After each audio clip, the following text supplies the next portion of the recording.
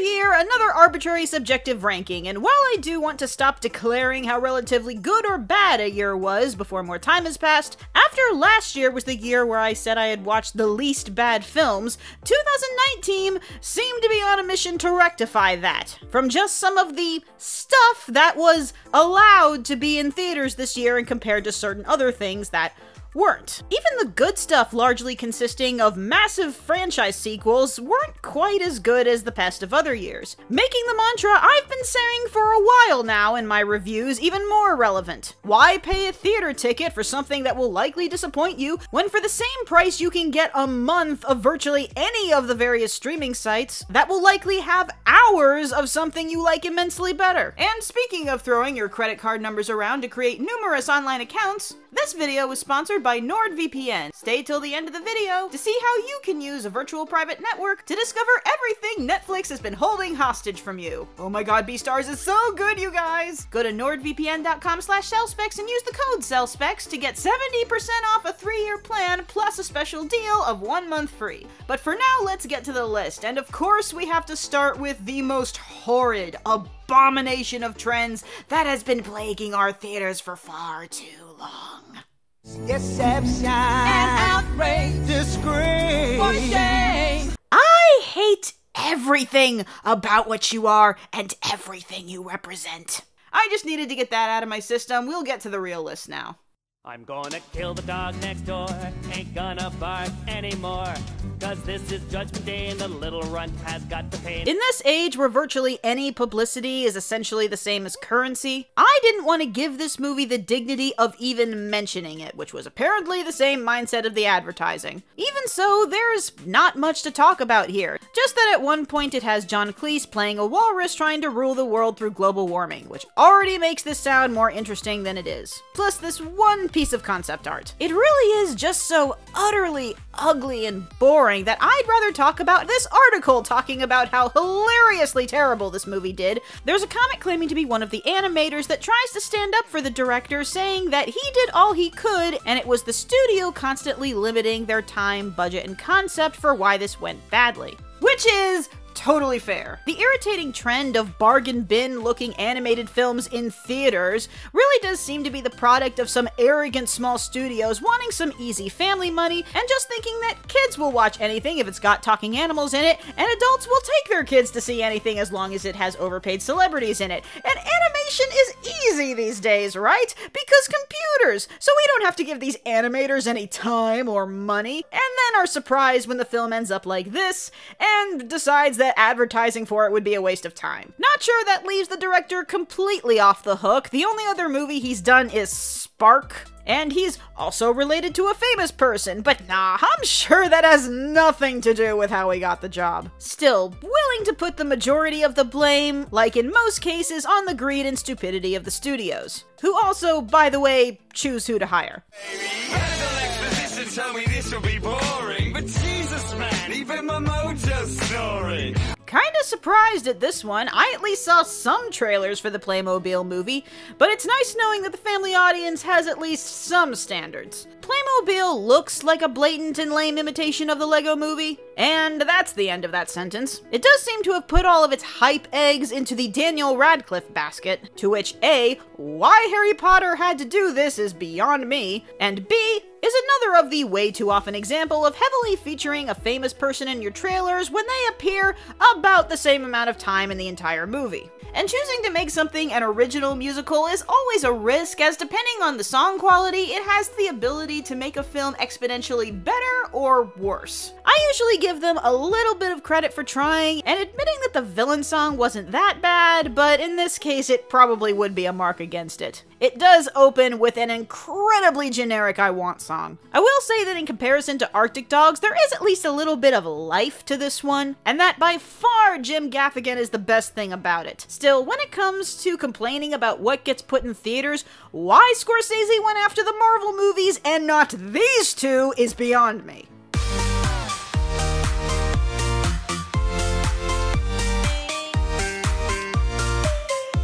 It really does show how much they cared about this movie that when their director got fired, they didn't hire another one. I've said my piece on Wonder Park in a review that was taken down and hopefully re-uploaded soon. Admittedly, I could have given the animation and maybe even its message and depression allegory a little bit more credit if the animals weren't so useless and annoying and if the script weren't so gag-inducing. Splendiferous is still a stupid word that nonetheless owes Tigger royalties. And oh, how I wish that every time they say, "We are the Wonder in Wonder Park," that somewhere some writer feels an inexplicable swell of shame and has no idea why. It still feels like an animation reel first and a story fifth after fourth a series pilot. And it just bears repeating again that the animals are useless and annoying. Minor bits of creativity here and there, and the family parts aren't too bad. But again, just play Roller Coaster Tycoon.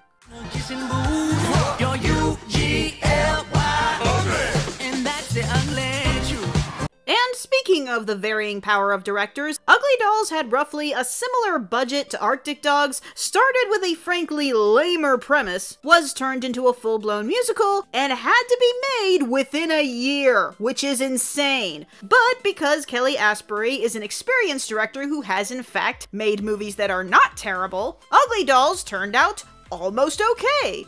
For what it is, which is targeted at kindergartners. It's okay to be different message is as subtle as a school bus, as are the lyrics of its songs sung by a truckload of musical celebrities cashing paychecks. And how would anybody know that these clearly human characters are supposed to be dolls? And I can't even take its identity as a toy commercial very seriously because it goes against its own philosophy that each ugly doll is unique because they're all the result of some unique production malfunction, I think, but then sell all of their featured characters in bulk. For shame, Ugly Dolls! Have you no pride? But the protagonist's motivation is wholesome enough. It generally has decent production values. I kinda like Wanda Sykes' pessimistic, sarcastic character, for some reason. And if nothing else, I was intrigued that the motive of the villain, which is this Third Reich-looking mofo, was to make arbitrary rules to make everyone around him miserable and under his thumb, because he was angry that beings that he deemed inferior to him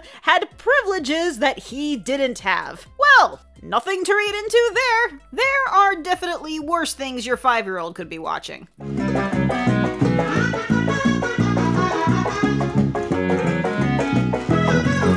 Hey, ready for the next 2 hours of me listing everything you should watch instead of this? Nah, I'll just save that for my Minions 2 review. Pets 2 sets an underwhelming story low for Illumination. In fact, I half blame the trend of bargain bin looking animated films in theaters on them because their stories are always so basic that they make it look so easy to imitate. Which does at least exhibit their one strength, that their animation itself is actually good and makes all the difference. From its cute appealing design, great expression, and at least just enough decent comedy that it fills 3 trailer lengths. Also, I meant to mention in the review that the bad guy in the movie looks like a witch, and just...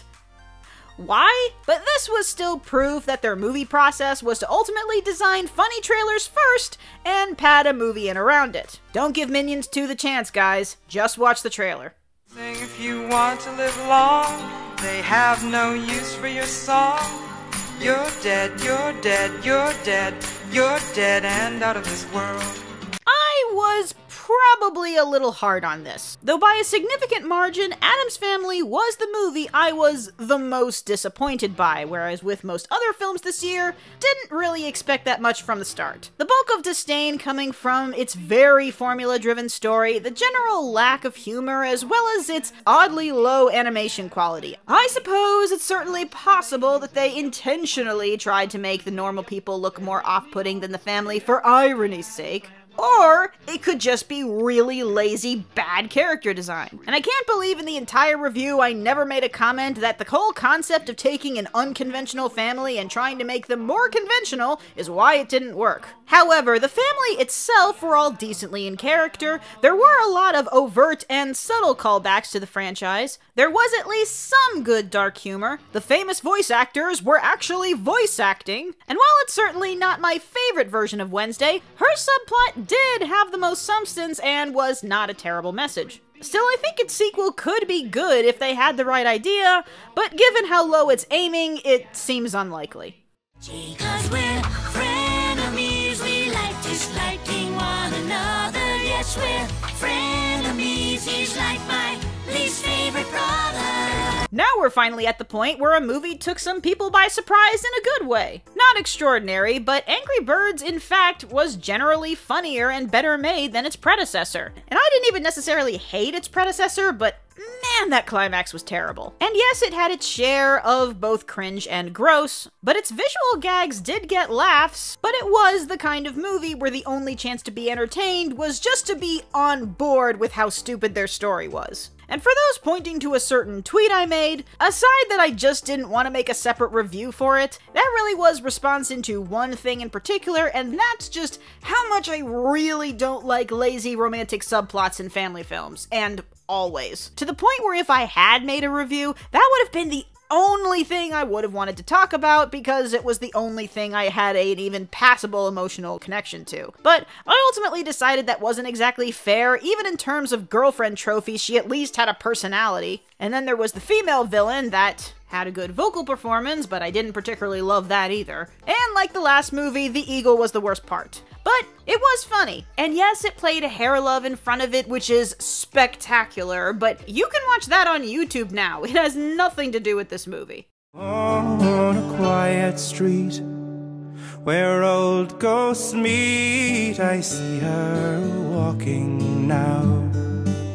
It feels wrong to say not great things about a story of someone dealing with a terminal illness. Is what I would say if this really was about somebody dealing with a terminal illness, and not the story about the guy whose life was changed by being guilted into being the bucket list buddy of a manic pixie terminal girl, who starts avoiding her friends, family, and boyfriend to tease and relentlessly flirt with this guy that she's never talked to before. Now, far be it from me to tell people going through something heavy how to deal with it, except that this is not a real person. This is a fictional character. And generally, I feel that if you're going to have a story about a serious subject, it's better when that said person is the actual protagonist, and not the quirky, inspirational muse waifu for your actual target demographic. And for those wondering, no, I don't particularly care for Your Lie in April either, though it is better than this. However, I can acknowledge that something can be saccharine wish fulfillment and still be well made with no substance. It certainly is a nice looking movie. It does the predictable but not uncalled for ponderings on what does living mean to you. The dialogue feels relatively natural, and its suddenly psychedelic sentimental ending did eventually put me in the emotional vicinity of what this movie was going for. I can see people being moved by it, but it just felt a little bit too forced and twee for me. This is one of those cases where I think it's going to be very dependent on the people watching. But Silent Voice, this is definitely not. I'm cute, yes it's true. I really can't help it, but what can I do? Abominable, real pretty. That's pretty much what I can say about it. Story-wise, kids escorting a supernatural thing while being pursued by a billionaire scientist military is pretty standard fare, but this time with a mild twist and while exploring scenic tourist highlights of China. And the main boy and girl don't end up together! Yeah, it just that it real pretty. Any scene with the violin or nature bending, and I'm basically in Borderless again. And to answer a strangely large amount of people's question, no, I don't know why there's been such a surge of Bigfoot or Yeti movies to come out recently. A lot of movies coming out at the same time with similar subjects is just a thing that happens sometimes. Remember in the mid-2000s we had all those penguin movies? Hey, that sounds like a transition. 'Cause there is no distance that I wouldn't go. Through space-time and wormholes my matter would flow to the edge of the universe. Sometimes all you need to do is find a bizarre premise and stick to it. Penguin Highway is literally just about a bunch of penguins appearing in a small town and a less gleefully sinister version of Senku and his various buddies and associates researching the phenomenon. And boy, is the answer odd. It's that offshoot of science fiction that introduces a weird scenario that provides some fascinating stuff to look at, but the real story is exploring our characters through their reactions to it. It's like slice of life meets the new weird. Slice of weird. Now, making kid characters intellectually prone sometimes results in kids that feel too much like tiny adults, but this doesn't forget that. The kids are going through various typical growing pains and just acting like they're handling it better than they are, basically making them age-appropriately pretentious. And this kid is crushing on this older woman he spends a lot of time in the movie alone with. I mean, it happens, but it is uncomfortable. But what I particularly like, especially as a former teacher, is that even though these kids are more technically knowledgeable than most, is that it acknowledges that every child is a natural scientist. Because every kid in just the act of growing up is trying to figure out how the world works, how people work, and how relationships work. And then its virtually psychedelic ending happens and completely changes the tone. I'm gonna say something like that like 3 more times during this video. Darkwing Duck, come on. When there's trouble, you call me Darkwing Duck. Let's get dangerous. So, weirdly, there's a lot to talk about when it comes to Spies in Disguise, if I had the time. Short version, aside from the Peanuts movie, and maybe certain highlights from the first Ice Age, this is by far my favorite thing that Blue Sky has done. A well-made comedy with plenty of exaggerated animated creativity that is slightly more reserved, but also with a much better likable main duo than the Transylvania series. But a compelling talking point the film addresses, aside from the question of why black characters can't seem to stay black in animated movies, is weirdly enough the morality of government officials using lethal force, as Tom Holland tries to convince Will Smith to use his inventions, used more to distract and capture than physically harm because his policeman mother was killed in action. Now, this is a very real-world discussion that I do not expect a family comedy to solve in any way, especially since we're dealing with highly fictional technology. But it actually brings up enough legitimate points regarding some of the back and forths on these issues that it's just a little bit of a vinyl scratch moment when Tom Holland suddenly interjects with, "There are no good guys and bad guys, we're all just people," while he's being pursued by a very violent murdering bad guy. Like, he couldn't have just once brought up something a little bit more practical like the safety of bystanders and innocent people or even friendly fire. And then he pulls a stunt that would make Steven Universe go, dude, harden up a little bit. I know, my Steven is impeccable. And then for all of his sanctity of life, he then replaces all of Will Smith's weapons without his knowledge, right before going into a dangerous situation, with glitter and holograms of kittens. Yeah, that boy deserved worse than being fired. But that's not to say that I don't think Spies in Disguise is, in general, a pretty good, funny movie, but that needed to be said. Oh, and I'm also guessing that this takes place sometime in the 90s, because when was the last time someone used the word weird this often as an insult? Oh, and this movie also confirms that the biggest threat to international security is deepfakes. Thanks, realistic CGI artists of the world, this is on you.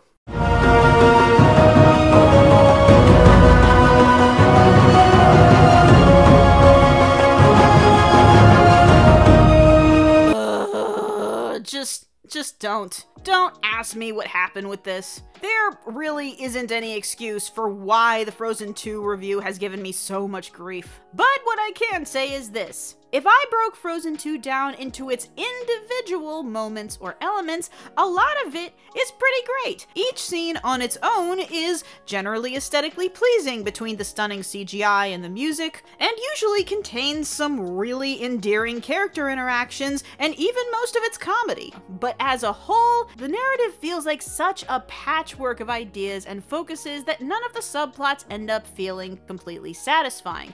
The movie does touch on some pretty serious subjects like depression, colonization, as well as its queer subtext, but only barely mentioned because it is still trying to be a massively profitable family adventure comedy that's ultimately safe and appealing enough to our China overlords. So it can't focus on any of those serious subjects too much, especially since we need to spend an odd amount of screen time dedicated to Kristoff's proposal subplot, which was so necessary! necessary! And since it's already done its job of breaking every box office record, same thing with all of the Disney movies this year, though by far definitely not their best, and for some reason still not enough money. I am glad that this didn't get the nomination. But Into the Unknown getting a Best Song nom, go for it. And yes, Into the Unknown and not Show Yourself. Into the Unknown is Elsa having an internal argument with herself and evaluating what she wants, and Show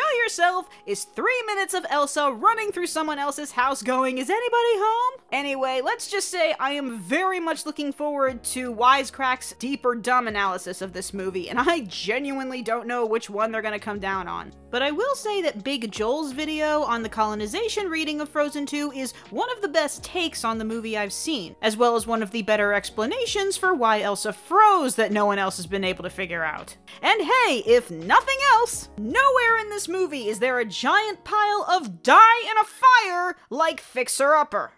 There were some scientists trying to figure out the Sasquatch riddle. Then they figured out it was a missing link. Laika's gone pretty unappreciated for years, so while award shows in general barely deserve to be taken seriously, it is nice that they finally got some appreciation during a year where there didn't seem to be a major standout amongst any of the big studio entries. Though a little bit underwhelming to have this happen to what may be the least of Laika's entries, certainly the least horror-oriented with the least character complexity, but oh, how it could have so easily slipped into the liar revealed or reuniting X tropes, and gratefully does neither of them. But its stop-motion style and techniques are as good as ever and ultimately made for a very charming traveling friendship story. Though honestly, it's not even my top pick for best stop-motion of the year.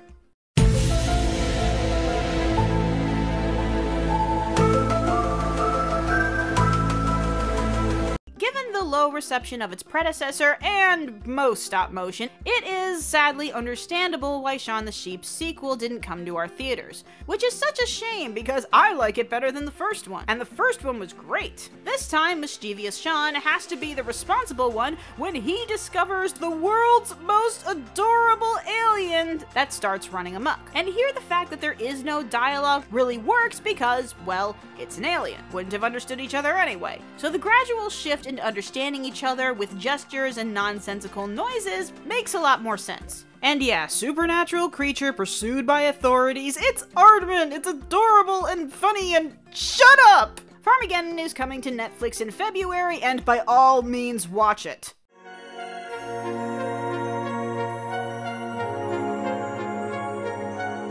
So, first off, I'm sure you're wondering, turns out the title is not a metaphor. Well, it still could be, but half of this movie is indeed following a somehow sentient hand trying to find its owner's body by retracing the various important places in his life, while the other half of the movie follows that lonely young man's various important life moments up to the moment he misplaces his hand. This is a mood movie. The focus is on gradual, morose atmosphere that relies heavily on well-crafted visuals and music, as well as its sparse but very indie dialogue. The animation is rotoscoped, a style that proved to work very well in Amazon Prime's Undone to convey a story that feels like it's taking place in a real location, but the animation means that the sudden appearance of the less real elements don't feel so out of place. Undone is really good, by the way, and so is this, though I'm way more intrigued by the creative acrobatic antics of the better Addams Family spin-off, whereas the main story until the very end could have been pretty much any millennial-age indie romance. But specifically in its story, its presentation is by far a step above. And of course I always love it when a blatant stalkery situation is called out for being the totally not rom-com situation that the guy thinks it is. Try not to forget you, but come on, let's be realistic, things change. How to Train Your Dragon is one of the best animated trilogies of all time. Stunning animation, fantastic visual and lore detail, one of the most endearing cross-species friendships, and it is not its fault that I liked nearly everything it did narratively better when it was done in the series. However, for people who have not seen the series, I'd still say that the second one is better, but this still caps off a great adventure fantasy series in an age where we really need those, with a good enough ending and its incredibly adorable epilogue to make for a still pretty great standalone trilogy. But just some further thoughts in regards to its ending. I give the movie credit for its growing up means having to say goodbye to your friends sometimes message, but not for its let's segregate all the dragons to this underground cavern that's pretty much just a blacklit, bigger version of the underground cavern in the second movie until all of the dragon-hating humans die off, because that's how prejudice works, counteracting the theme of the first movie that uniting cultures strengthened both, and then come out with a Christmas special specifically illustrating exactly why this was a stupid idea. Just because you wanted one line from a book series that you have not been following for 3 movies to suddenly matter. The third is the lesser of the 3, which is sad, especially if you were counting on this movie to finally get the Academy Award, which is not impossible, but seems unlikely. But it still doesn't take away just how much over this decade we have loved this beautiful friendship journey of a boy and his dragon, second to Lawrence and Temeraire. Now, if you had just had those other dragon riders shut up or get eaten or something. Now you're a man! A man, man, now you're a man! A mounty, mounty, mounty! 2 Bigfoot Yeti stories, try 2 action works about humans that burst into flames and use fire-related magic. See? It just happens sometimes. Where Fire Force may have been prettier and have more realistic-looking fire, just going off its first 7 or so episodes, I prefer Promare much more in terms of story, which is odd considering it only has about half an hour of what is a pretty standard sci-fi plot, stretch over almost 2 hours of extreme knock-you-back-in-your-seat adrenaline-spiking action. But hey, so does Fury Road. And, gee, is it raining or did I just feel a Sawano drop? And holy, look at those boss action suits. In story and tone, Promare does feel like a hodgepodge of Trigger's highlights. The fact that its main character is basically Kamiya has gone overlooked by nobody. And given its climax that lasts about, half of the movie, it does feel a bit like an animation reel combining Trigger's usual style with CGI, specifically giving its fire a unique look and movement. In fact, there's an awful lot of pink triangles in this movie. That combined with the oppressed subgroup plot? Why can't you just stop starting fires? It's not our choice. Huh. Maybe that minute-long CPR shot was more than just bait. Still, Trigger is definitely good at what it do, and what it do is make really colorful, explosive firepower battles where men scream, "I am a man!" so much that it allows them to defy every single law of physics, logic, and narrative. If you've never seen anything Trigger before, this is definitely a decent place to jump on board, and if it still seems like too much, the season finale of Rise of TMNT can give you an idea.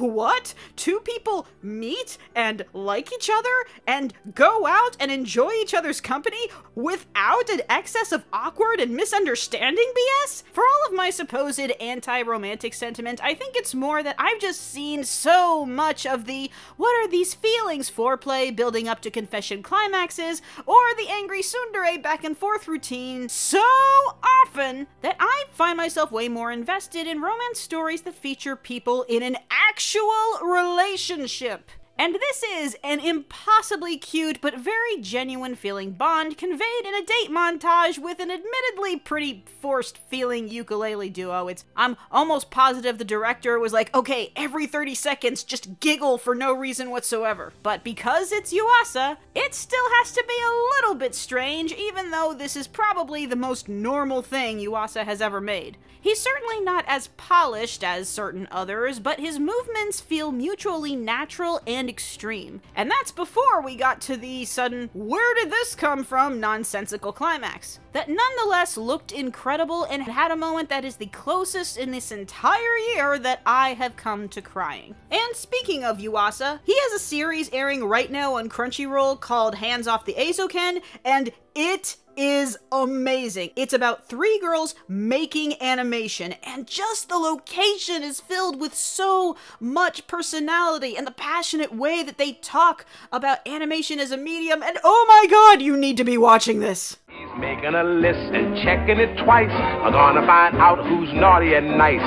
Santa Claus is coming to town. If I was ranking these movies on which films I would want to be the most influential, this would definitely be it. An evolution of style and technique for computer-assisted hand-drawn animation capable of both hysterical slapstick and heart-tugging beauty. Still, not sure who was the guy who said, "Hey, you know what our unique origin of Santa Claus story needs? A homage to the Hooffields and McColts." I said that correctly. Marred only slightly by a particularly fickle story trope, as well as a poppy but not ineffective soundtrack. The application of the Postman rap is a fitting balance of badass and hilarious cringe. And I am so thrilled that it won the Annie for Best Feature, and I know that I keep saying that award shows don't matter, which is why I keep bringing them up. But guys, Disney got shown up this year by a former Disney animator using 2D animation. Remember the last time that happened? This could be amazing.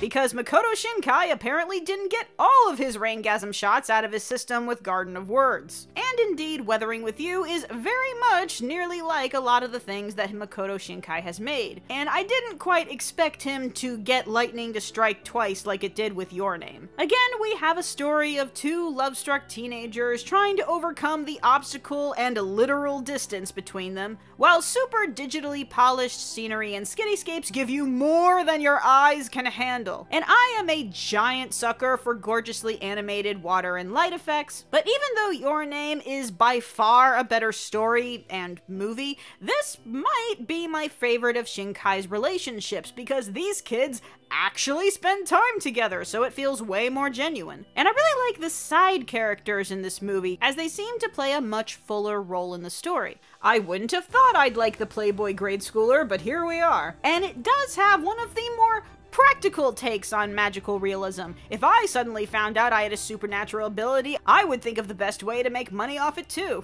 The only thing about this that really threw me was its massive WTF ending, which really only works if you think about it specifically in terms of how it affects our core characters, and not the giant consequences it has on literally everyone else. Like Promare, this is Shinkai being Shinkai, and he does it really well, but true that after Your Name, going back to his usual feels like a bit of a step backward. Oh, and also the main characters from Your Name appear in this movie, because... And I'll see you as the fall of a new. Someday we can start again, someday soon. Unnecessary as it may have been, Pixar did prove it still had places to go with its deep dive into toy psychology and its toy world with its child-made existential crisis creation Forky, its twist-on-twist villains with Gabby Gabby, and its main character deeply contemplating what he wants when he's thrust into a complex circumstance that challenges his entire worldview. While I certainly don't love everything about it, I both enjoyed and respected its ultimate direction, though I certainly understand the opposition. One of the biggest jokes / point of contention is how it sours the end of Toy Story 3 after Andy painfully and reluctantly gives up Woody to make Bonnie happy, to now showing Bonnie caring less than an iota of his existence. But I like that it gives a layer of tragedy to Woody's story, and exactly what sends him into this fascinating introspection. And some have stated that they like the alternate ending better, which I wholeheartedly disagree with. While it is a cute moment between Bo and Woody, it A, encourages that there is only one right way for a toy to live, and part of what I liked about TS4 was showing the alternative toy lifestyles where you can both help others and potentially have multiple one-off play partners instead of one monogamous one, not sorry. And B, Woody doesn't grow in that situation. You think he'd stay at the carnival and leave Buzz behind without Bo there? No, he'd go back to Bonnie and go right back in the situation he was at the start of the movie. In fact, the only significant thing that I don't like about this is that Buzz is so shortchanged in this movie. For their last movie, Buzz and Woody do not spend a lot of screen time together, and his gimmick of doing whatever his voice buttons say may have some deeper meaning as argued in the Wisecrack video, but doesn't fix the fact that it's just not funny. I actually do wish that his arc had been around dealing with those Buzz Lightyear knockoff toys. Still, while it may be the lesser of the quadrilogy, boy, I'm saying that word a lot in this video, that and does what they usually do. I still think it provides a lot to Pixar's toy mythology and a nice unexpected ending for one of film's most endearing characters. But I'm also totally okay with it ending here. Maybe a couple of Toy Story specials, I did like those. It's gonna be the future soon. I won't always be this way.